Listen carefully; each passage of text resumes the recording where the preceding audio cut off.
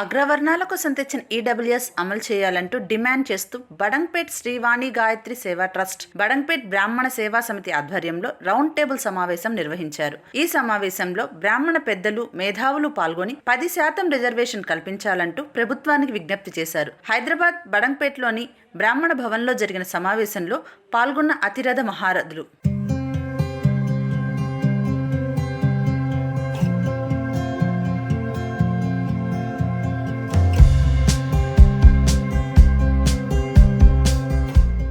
సమావేశానికి ముందుగా మురుకుంట్ల రాజేశ్వర్ శర్మ, నారాయణ చక్రవర్తి, నిరంజన్ దేశాయ్, సంధ్యారాణి, శ్రావణి, బాలసుబ్రహ్మణ్యం తదితరుల చేత జ్యోతి ప్రజ్వలన చేయగా AB6 న్యూస్ ప్రతినిధి ప్రియాంక గాత్రంతో మొదలైంది.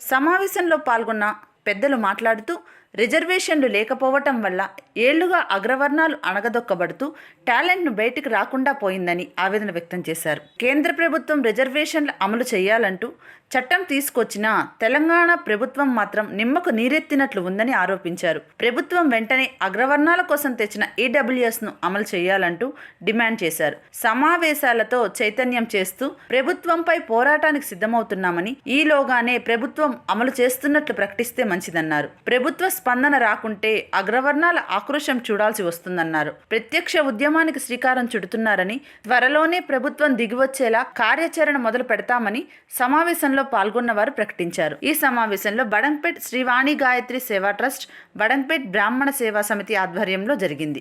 ఈ సమావేశంలో 150 మందికి పైగా బ్రాహ్మణ పెద్దలు, నాయకులు, సంఘాల ప్రతినిధులు పాల్గొన్నారు. దాదాపు 50కి పైగా వక్తలు తమ ఆలోచన ఈ వేదిక ద్వారా పంచుకున్నారు. ఈ సమావేశంలో శ్రీ వాణి గాయత్రి సేవా ట్రస్ట్ బడంగ్పేట్ చైర్మన్ గుండేపూడి రమాశంకర్, బడంగ్పేట్ బ్రాహ్మణ సేవా సమితి అధ్యక్షులు బొడ్డుపల్లి రామ్మోహన్ రావు, ఎమ్మెల్సీ రామచంద్రరావు, మురుకుంట్ల రాజేశ్వర్ శర్మ, మంగపతిరావు, బొడ్డుపల్లి రామ్మోహన్ రావు, కళ్లెం గిరిప్రసాద్, పవన్ కుమార్, భరత్ కుమార్, రుద్రవీణ, సుబ్రహ్మణ్యం, నారాయణ చక్రవర్తులు, నీలకంఠం, Srirangam Gopi Krishnamacharyulu, Malladi Pawan, Gangu Chaitanya, Dhananjay, Pramod కోటార్, అన్నావగ్నుల Suryaprakash, దత్తుపంతులు, Madhira Kameswararao, Mantri Ravinderrao, L Ravinderrao, Subbarao, AVS Prasad, Maruthirao, doctor Sandhyarani, Sravani, Nagamani, Rajani, Vamsi, Jyothi, Priyanka, Anuradha, AB6 channel correspondent Chunduri విరూపాలతో పాటు అనేక మంది బ్రాహ్మణ, వైశ్య ప్రముఖులు, నాయకులు ఈ రౌండ్ టేబుల్ సమావేశంలో పాల్గొన్నారు. SC STలకు రాజ్యాంగబద్ధంగా వాళ్ళకు నియమించినటువంటి ఒక పాపులేషన్ బేసిస్ వాళ్ళ రిజర్వేషన్స్ ఉన్నాయి. కానీ అదర్ దెన్ SC STలకు ఆర్టికల్ 15(1), 16(1) కింద ఎవరైతే వర్గీకరించబడారో, ఫలానా వెనకబడిన తరగతిలో వర్గీకరించబడ్డారా, ఆర్థికంగా వెనకబడినట్టు వర్గీకరించబడారా, దాన్ని ఒక క్లాస్గా తీసుకొని అందులో 10% రిజర్వేషన్స్ ఇవ్వాలని చెప్పింది. అయితే సుప్రీంకోర్టు ఏం చేసిందంటే ఈ రిజర్వేషన్ మన ముస్లిం రిజర్వేషన్ హైదరాబాద్ పెట్టారు, తెలంగాణ, ఆంధ్ర అన్నింటిలో. దాని మీద అప్పుడు మండల కమిషన్లో కేసు పోయినప్పుడు సుప్రీంకోర్టు ఏం చెప్పిందంటే 50% కన్నా ఎక్కువ ఏదైతే రిజర్వేషన్స్ పెరగరాదు. అందుకే ఏం చేశారు, ఆ 5% రిజర్వేషన్ 4% మార్చి ముస్లిమ్స్కు ఈరోజు ఇక్కడ ఇస్తే కేసీఆర్ గారు 12% చేస్తానని చెప్పారు. నువ్వు 12% తర్వాత కదా, ముందు మాకు ఇచ్చే 10% మాకు ఇవ్వండి, ముందు 12% తర్వాత చూస్తుంది ముస్లిమ్స్కు. రిజర్వేషన్ ఎఫెక్ట్ వల్ల ఇబ్బంది పొందిన ఒక తరం ఉంది అంటే అది మా తరమే. ప్రత్యక్షంగా నేను కూడా దాంట్లో ఒక విక్టిమ్నే. నాకు 2 మేజిస్ట్రేట్ పోస్టులు, ఒక RTO పోస్టు, గ్రూప్ 1 ర్యాంక్లో చాలా పోస్టులు కోల్పోయిన వ్యక్తిలో నేను కూడా ఒకరిని. చాలా బాధాకరమైన విషయం, నేను కూడా సక్సెస్ఫుల్గా మన లైఫ్ లీడ్ చేస్తున్నాం. ఇంకొక సంతోషకరమైన విషయం ఏంటంటే ఈ రిజర్వేషన్ బాధ నుండి మనం విముక్తి పొందడానికి మనమే కృషి చేయాల్సిన అవకాశం రావడం కూడా మన తరం అదృష్టంగానే భావించాలి. బాధ పడ్డవాళ్ళు మనమే, ఆ బాధ నుండి విముక్తి పొందడానికి ప్రయత్నంలో మనం భాగస్వామ్యం అవుతున్న వాళ్ళు మనమే.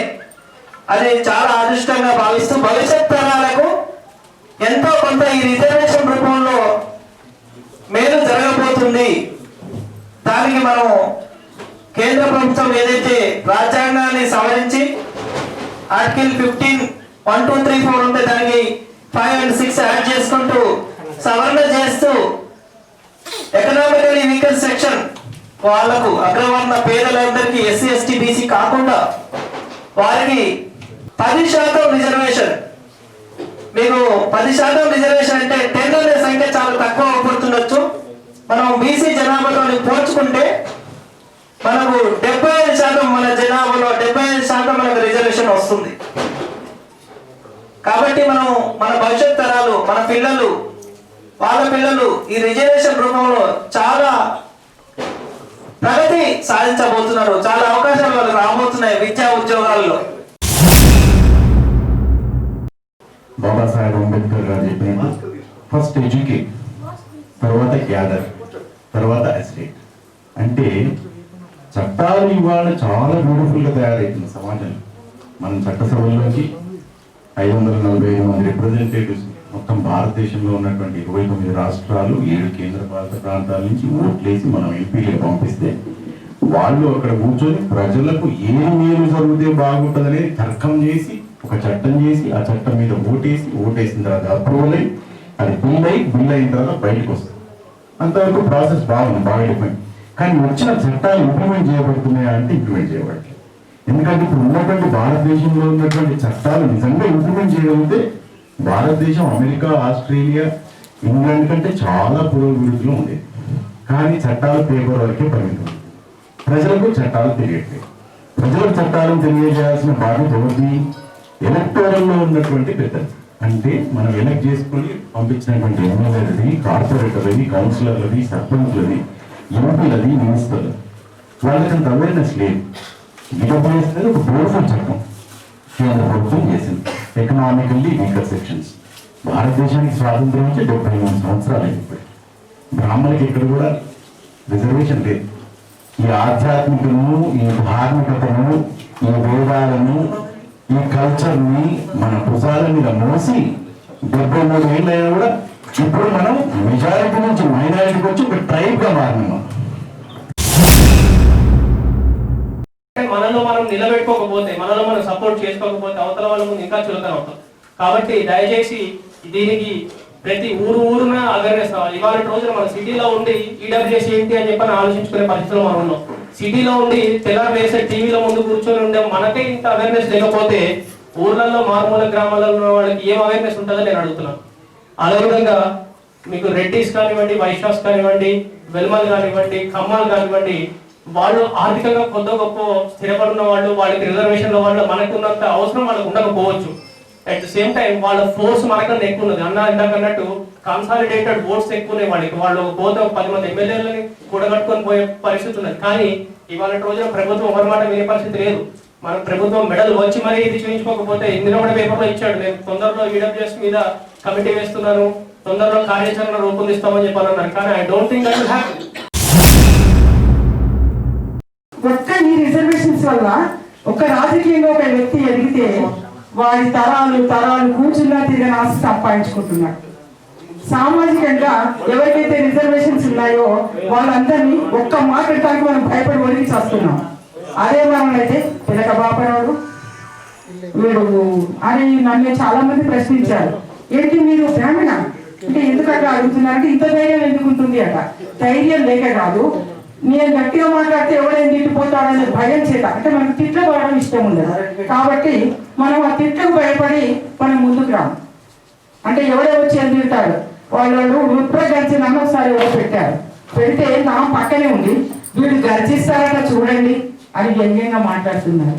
కాబట్టి మన నిరసనలు, రిజర్వేషన్ సాధనలో మన ప్రయత్నాలు ఎట్లా ఉండాలంటే సభ్య సమాజమే కాదు మొత్తం తెలంగాణ సమాజం విస్తుపోయేటట్టుగా, అరే వీళ్ళు నిజంగానే బ్రాహ్మణ సింహాలు గర్జిస్తున్నాయి అనే రీతిలో మనము లాస్ట్ బ్రీత్ వరకైనా సరే, ఇప్పుడు వస్తుందా, ఇంకో 6 నెలలకు వస్తుందా, సంవత్సరానికి వస్తుందా అనే దానికి మనము ఉదాహరణగా మనం మారినప్పుడు ఈ రిజర్వేషన్ తప్పకుండా సాకారం అవుతాయి. బ్రాహ్మణులు వాళ్ళ సత్తాను చూపి బ్రాహ్మణులు మాత్రమే కాదు, ఈడబ్ల్యూఎస్లో ఉండే అన్ని వర్గాల వాళ్ళు కూడా మన సత్తా ఏమిటో చెప్పి మనం అడగవలసిన సందర్భం. ఎందుకంటే ఇక్కడ బాగా పెద్దగా అన్యాయం జరుగుతుంది. ఏం అన్యాయం అంటే, ఇంతకుముందు చట్టాలు లేవు, ఇంతకుముందు మనకు రిజర్వేషన్ లేదు. కొండలతో మనం కూడా మాకు కూడా రిజర్వేషన్ ఇస్తే బాగుంటుంది, మేము బాగా అడగాలినటువంటి కుటుంబం అని మనం కూడా చాలా సందర్భాల్లో చాలా ఫోరాల్లో అడిగినటువంటి సందర్భం. అప్పుడు మనం చాలా అగ్రవర్ణం అండి, మనకి వాడు రిజర్వేషన్ ఇస్తాడు అని చెప్పి మనమే మన ఐక్యత మనకు తెలియని విషయం కాదు కదా, మనమే మనల్ని ప్రశ్నించుకున్నటువంటి విషయం. కాకపోతే దురదృష్టవశాత్తు ఆర్థికంగా వెనుకబడినటువంటి రిజర్వేషన్లు అనేది ప్రపంచంలో లేవు, మనకి ఇప్పటివరకు లేవు. ఈ రిజర్వేషన్లు అనేది ఒక స్పెషల్ కేటగిరీ. ఇప్పటిదాకా ఉన్న రిజర్వేషన్లు ఏమిటంటే, మీకు ఎన్ని కోట్ల రూపాయలు ఉండండి, లక్షల రూపాయలు ఉండండి, మీరు వ్యాపారాలు ఉండండి, వ్యవసాయాలు ఉండండి, ఉద్యోగాలు ఉండండి, ఎన్నో ఉన్నప్పటికీ మీరు అదృష్టవశాత్తు కొన్ని కులాల్లో పెడితే మీకు రిజర్వేషన్ ఖాయం, మీరు దస్తీ వేసుకోవచ్చు అనేటటువంటి దుర్మార్గమైనటువంటి సామాజికమైన రిజర్వేషన్లు మాత్రమే ప్రస్తుతాలు ఉన్నాయి. మా బాబు పాప కూడా 2 ఏళ్ళు MBBS చదవడానికి పగలనగా రాత్రులనగా ఎన్నో కష్టాలు పడి ఎన్నో రాత్రులు నిద్రలేని రాత్రులు గడిపి నేను పిల్లలకి సపోర్ట్ చేస్తే పాపం పిల్లలు కూడా అలాగే చదువుకున్నారు. మా బాబు జిప్మార్కి ప్రయత్నించాడు. కాలేజ్లో ఆ అబ్బాయి కన్నా తక్కువ మార్క్స్ వచ్చాయి, వేరే కులం అబ్బాయి. తీరా చూస్తే మా బాబు స్థానంలో ఆ అబ్బాయి సెలెక్ట్ అయ్యారు జిప్మార్లో. పాపం ఇంటికి వచ్చి బాబు ఏడ్చిన బాధ అంతా ఇంత కాదు. అమ్మా ఎందుకు ఇలా జరిగింది, నేను ఇంత కష్టపడ్డాను, నేను ఎందుకు ఇలా జరిగిందని చాలా బాధపడ్డాడు బాబు. కానీ ఇక్కడ ఇంతేనా, ఇప్పుడు ఉన్న కండిషన్ ఇంతే, సమాజం ఇలాగే ఉంది, మనం ఏం చేయలేము, మనం దానిని ఏమేమి మార్చలేకపోతున్నాము. మనకు తెలియకుండానే మనం మైనస్ అయిపోతున్నాం సమాజంలో. మీరు చూసుకోండి, ఏ సెక్టర్ అన్నా చూసుకోండి, మీరు విద్య పక్కా పెట్టండి, ఉద్యోగాలలో పర్సంటేజ్ మీరు ఎంత ఉండేది, ఎంత గొప్ప పొజిషన్లో ఉండేది, ఇవాళ ఎక్కడ ఉన్నారు, రిక్రూట్మెంట్ ఎక్కడైనా మిమ్మల్ని తీసుకుంటే సబ్ ఇన్స్పెక్టర్ పోతే తీసి పక్కా పెడుతున్నారు, జర్నీ నడపడగానే తీసి పక్కా పెడుతున్నారు. మీరు చదువుకుంటున్నారు కదా, చదువుకోకండి, ఇక్కడ కష్టపడే ఉద్యోగాలు ఇవి, ఎండలో ఉండాలి, ఇది చేయాలి. ఫస్ట్ మనం కార్యక్రమం చేసినప్పుడు అన్ని పార్టీల వాళ్ళని ఆహ్వానం చేసి వాళ్ళందరి యొక్క అభిప్రాయాలను తీసుకొని ముందు కార్యాచరణ ఏ విధంగా చేయాలి, దీన్ని ఇంప్లిమెంటేషన్ చేయడానికి మనం అందరం కూర్చుంటే కానీ అది అయ్యేది. కానీ ఇది మనం చేస్తే కాదు. ఈ ప్రభుత్వాలలో ఉన్నటువంటి దౌర్భాగ్యం, వాళ్ళు మనతో ఉండేటువంటి చిన్న చూపు, మనం ఏం చేస్తాము, వీళ్ళు ఏం చేస్తారు, వీళ్ళకి మనకి ఏం జరుగుతుంది, ఏమవుతుంది అదే ఎస్సీ వాళ్ళను మన కొన్ని రోజుల వరకు అయ్యా, కొన్ని సంవత్సరాలు అన్నాం. ఇప్పుడు ఎవరైనా ఒకరు మన బ్రాహ్మణులను గొడవ పెట్టండి, ఎందుకంటే ఇంకా ఎన్ని దినాలు ఇస్తారో లేదండి, వాళ్ళకి మనకి ఎన్ని ఫోన్లతో ఎన్ని పేరుతో అవుతుందో చూడండి. మనందరి ధర్మం సోదరి వాళ్ళు మీరందరూ కూడా అమ్మ, మీరు కూడా బయటికి రావాలి, మీ పిల్లలకు ఉద్యోగాలు వస్తే మీకు కూడా సంతోషం. మనం అందరం ఇవాటి నుంచి ఈడబ్ల్యూఎస్ పరంగా ఎక్కడ ఎటువంటి సమావేశం ఏ కులం పెట్టినా కూడా మనం వెళ్ళాలి, వాళ్ళకి సపోర్ట్ చేయాలి. అది మన పవన్ కావచ్చు, బండారు కావచ్చు, మల్లారి పవన్ గారు కావచ్చు, ఇటువంటి మిత్రులు ఉన్నారు, సభకు వచ్చారు. వారు చాలా, ఈ మల్లారి పవన్ గారు చాలా రోజుల నుంచి ఈ విషయం మీద కొట్లాడుతున్నారు, వారు చాలా సంతోషం. ఇదందరికీ మనందరి కనీసం ధర్మం. మహిళలను చిన్న చూపు చూడకుండా మమ్మల్ని కూడా ప్రతి ప్రోగ్రామ్ లో ఇన్వాల్వ్ చేయండి. డెఫినెట్ గా మీరు కార్యాచరణ చేయండి, మేము ఫాలో అవుతాం. Thank you. మన బ్రాహ్మణులు ఉన్నారు, క్షత్రియులు ఉన్నారు, వైశ్యులు ఉన్నారు, రెడ్లు ఉన్నారు, బలం ఉన్నారు, కమ్మాలు ఉన్నారు, కాపులు ఉన్నారు. కాకపోతే ఈ ఓసీ రిజర్వేషన్ ఈ 10% అనేటువంటి విషయంలోకి వచ్చేసరికి మన బ్రాహ్మణ జాతి, వేరే జాతులు తప్పుకట్టట్లా, మన బ్రాహ్మణ జాతిని ఎంతవరకు ఉపయోగపడుతుంది అనేటువంటి విషయాలు మన పెద్దలందరూ కూడా ఒకసారి ఆలోచించాలి.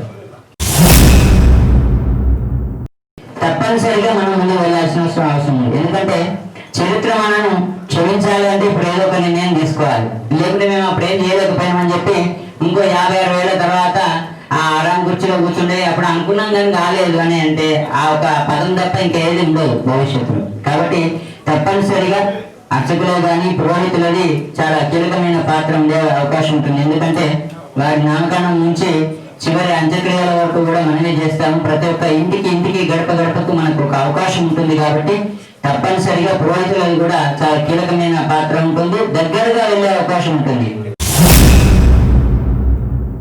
అనుకున్నట్టుగానే మీరు ఏ కార్యాచరణ తీసుకున్నా మేమంతా కట్టుబడి ఉంటామని చెప్పి తెలియజేస్తూ ముగిస్తున్నాం. Thank you sir. మనం ఉండిపోతాం, ఎంత రిజర్వేషన్స్ ఇచ్చినా సరే మళ్ళీ ఆమ్యామ్యం చేయండి, మనకు ఉద్యోగాలు దక్కవు, మన బ్రాహ్మణులు ఇచ్చుకోలేము అంటే ఇప్పుడు మళ్ళీ నిరాశా జీవులోనే ఉన్నాము.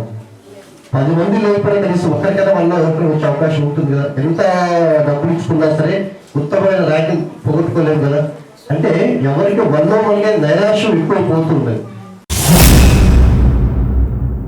ఒక నోటిఫికేషన్ వచ్చింది రిక్రూట్మెంట్ అంటే దాంట్లో బీసీ ఎస్సీ ఎస్టీలు కాకుండా ఓబీసీకి ఆల్రెడీ ఒక కాలం ఉంది.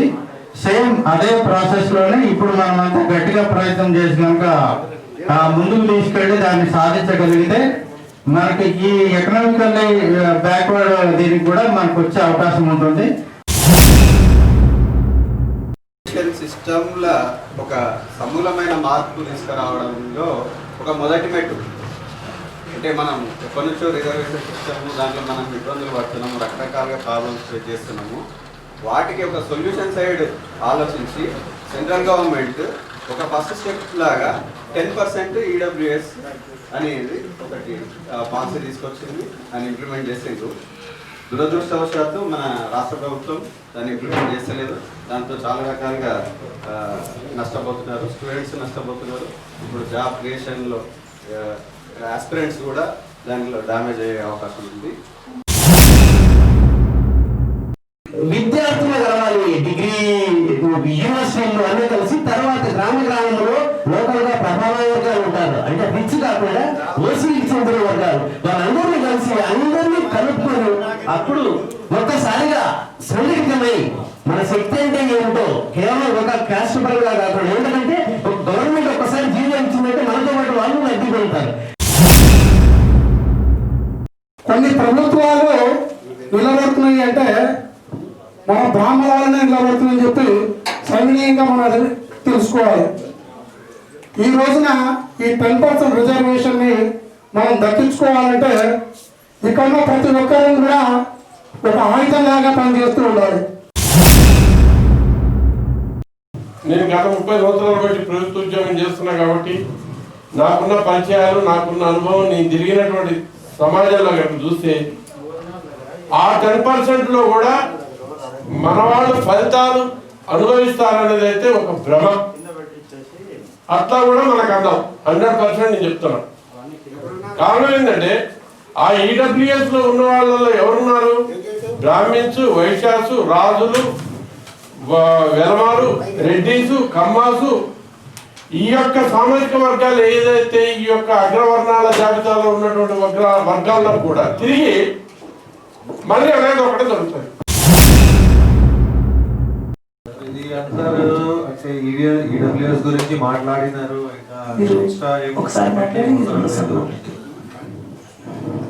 నేను చెప్పేది ఒకటే ఉంది. అంటే 10 సంఘాలు ఉన్నాయి, 20 సంఘాలు ఉన్నాయి హైదరాబాద్ లో, తెలంగాణలో. అందరిది అంటే సపరేట్ అజెండా ఉంటుంది. నేను అనుకునేది ఒకటే, అంటే ఒక్క సంఘం ఒక అజెండా తీసుకొని అన్ని సంఘాలు వాళ్ళకి సపోర్ట్ చేయాలి. అది ఉంటేనే యూనిటీ ఉంటుంది. మనమందరం బ్రాహ్మణుడు అంటే గొప్పవాడు అనుకోని మన కాంట్రవర్సీ ఎందుకు, మనకు నీకెందుకు అనుకుంటున్నాము నాకైతే అర్థం కాదు. డ్యువల్ పాలసీ మంచి బ్రాహ్మణుడు గొప్పవాడు అంటాము, మన నీకున్నాం అంటాం. ముందు తెలుసుకుందాం మన గొప్పవాడు మా వీకుడు. అదొక పాయింట్. రెండో పాయింట్, వీకున్నామని అంటే మన రిజర్వేషన్ ఇంప్లిమెంట్ చేయమంటున్నాం. ఎవరి దగ్గర? సీఎం దగ్గర. అంతేగాని నాకున్న ఎక్స్పీరియన్స్ వారి దాకా నిర్వహించాను. నేను ఉపాధ్యాయ సంఘాలు 30 సంవత్సరాలు పనిచేసిన రాష్ట్ర స్థాయి నాయకుడిని నేను చెప్పుకుంటే బాగుండదు. ఇప్పుడు రిటైర్ అయ్యి 2002లో రిటైర్ అయినా వీళ్ళందరూ పోరాడుతూ ఉంటే సంతోషపడుతూ ఉంటుంది. కానీ గెలవాలనేది ఒక రకంగా ఉంటుంది. మనం అందరిలో పేరు రావాలి, మనం పనిచేస్తున్నట్టుగా అందరికి అన్నవాళ్ళు అనేది ఒక రకం ఉంటుంది. బ్రాహ్మణుడు అంటే మనం ధర్మాన్ని నమ్ముకొని ధర్మాన్ని మనం ఒక ఆచరణ సిద్ధాంతంతో ధర్మం మీదనే వ్యవహరిస్తూ ఇప్పటిదాకా రావడం జరుగుతుంది. ఈ సమయం కూడా మనకి ఎలాంటిదంటే కొన్ని విషయాలు వచ్చినప్పుడు ధర్మాన్ని పక్కన పెట్టి మనం పోరాడాల్సిన సమయం కూడా వచ్చింది. సరే, మనకి ఎప్పుడో 2 సంవత్సరాల క్రితమే రిజర్వేషన్ ఇంప్లిమెంటేషన్ చేసి కొన్ని రాష్ట్రాలు అని కూడా దాన్ని అవలంబించినప్పుడు మన దౌర్భాగ్యం మన తెలంగాణ రాష్ట్రం అవలంబించకపోవడం అనేది మనకు తెలిసిన విషయమే. సరే, ఇప్పుడు అసలు విషయానికి వచ్చినప్పుడు ఇక్కడ ఇప్పుడు దాన్ని మనం ఇంప్లిమెంటేషన్ చేసుకోవడం కోసం కరెక్ట్గా సమయం కూడా ఆసన్నమైంది. ఏడబ్ల్యూఎస్ మీటింగ్ అంటే ఇందాక కొంతమంది చెప్తున్నారు, ఇక్కడ ఉన్నటువంటి సంఖ్య కొద్ది మాత్రమే, మనం అందరం కూడా సంఘటితం కావాలి అనేటువంటి మాట చెప్తున్నారు. సంఘటితం కావాలి అంటే ఇక్కడ మనందరికీ కూడా తెలిసినటువంటి ఒకే ఒక్క విషయం ఏంటి అంటే మన లోపల ఐకమత్యం లేదు అనేటువంటి మాట చాలా మంది చెప్తున్నారు. ఐకమత్యం లేదు అనుకోవడం మన సమస్య కాదు, ఆ ఐకమత్యం కోసం మనం ఎందుకు పని చేయాలి అనేటువంటి ఆలోచన మన లోపల ఉంది చూడండి, అదే ప్రధానమైనటువంటి సమస్య. మనం అందరం వాటిని తెగిస్తే రేపు మనకు ఐకమత్యం అనేటువంటిది వస్తుంది. ఇది ఎందుకు చేయాలి, ఈ రిజర్వేషన్లు ఎవరికి, బ్రాహ్మణుల యొక్క పరిస్థితి ఏమిటి, ఇదంతా మన పెద్దలందరికీ తెలుసు. వారు ఈ మీటింగ్ మొదలైనప్పటి నుంచి సూటిగా రేపు ఏం చేయాలి అనే విషయాన్ని వాళ్ళు మనకి అడిగారు. నా ఉద్దేశంలో సూటిగా ఏం చేయాలి అంటే ముందర ఈ ఉద్యమాన్ని మనం లోకతరం చేయాలి, అందరికీ తెలిసేటట్టు చేయాలి. ఇది మనకి అవసరం. ఉద్యమంగా లేకపోతే ఏది సాధించలేదు. తెలంగాణ సాధించే బంగారు తెలంగాణలో మనం ఇలా ఉన్నామంటే ఉద్యమ రూపంగా సాగింది కాబట్టే ఉన్నాం. ఈ రోజు నుంచి డైలీ ఒక ఉద్యమ రూపాన్ని మనం తీసుకోవాలి. ఫస్ట్ స్టెప్ అది తీసుకోవాలి. రెండోది ఏంటంటే ఎవరు ఏది చేసినా దయచేసి విస్తృతమైన ప్రచారం చేయండి. నేను నిన్న పంపించిన 12వ తారీఖు దీక్ష గురించి ఎవరు బ్యానర్లు పెట్టట్లేదు. ప్రతి ఒక్కరు కనీసం ఒక 300 వీడియోలు అయితే గవర్నమెంట్ మీద ఎఫెక్ట్ పడుతుంది. వీడియోలు పెట్టమంటే ఇంతవరకు ఒకరిద్దరు తప్ప ఎవరు పెట్టలేదు. కరీంనగర్ నుంచి పెట్టారు. నిన్న ఆసిఫాబాద్ వాళ్ళు మీటింగ్ పెట్టి వాళ్ళకు ప్రెస్ నోట్ రిలీజ్ చేశారు. దయచేసి 12వ తారీఖు ప్రోగ్రాము ఇది కేవలం తెలంగాణ బ్రాహ్మణ జేఏసీదో, లేకపోతే పవన్ కుమార్ శర్మదో, లేకపోతే రమణశంకర్ అన్నదో, లేకపోతే దేశాయ్ గారిదో, మగపతి రావు గారిదో, లేకపోతే భరత్ కుమార్ శర్మదో, వీళ్ళు ఎవరిది కాదు. ఈ సభా ద్వారా నేను రమణశంకర్ గారిని కోరేది ఏంటంటే, సార్ ఒకసారికి మా రాజకీయ రిజర్వేషన్ గురించి కూడా కొంచెం డిస్కస్ చేసి మీరు ఎజెండాలో రాస్తే బాగుంటుంది, ప్రభుత్వ దృష్టి తీసుకపోతే బాగుంటుందని కోరుకుంటానండి. బ్రాహ్మణులు డిగ్రీ చేసిన బ్రాహ్మణులు